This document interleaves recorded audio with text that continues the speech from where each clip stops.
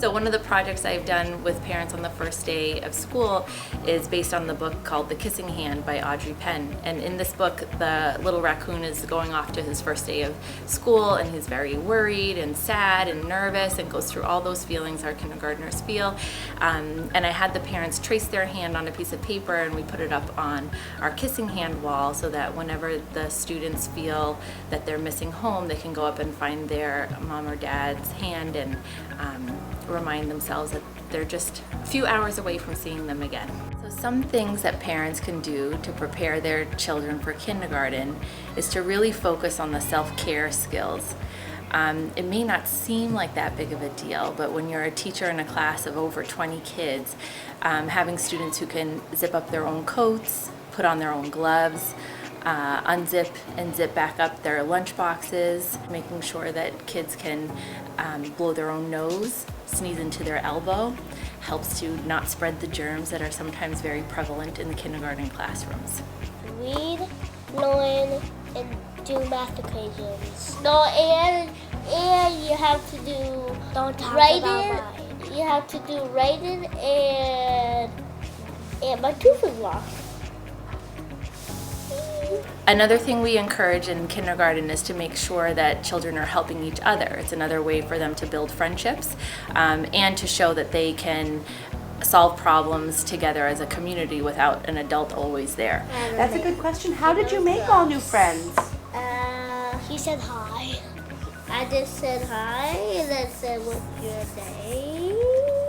How I made friends is going from home to all kinds of places. My eyes are looking straight ahead. I'm ready for the call.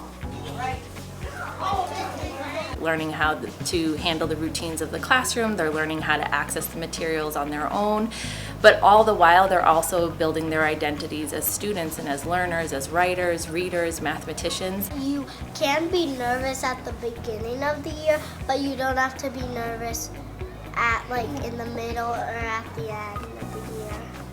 When do you get to go out on the playground? After we eat your cheeseburger. So sometimes the biggest concern we hear is that parents are worried that if their child will fit in, if they're going to be well liked, how they're going to make friends.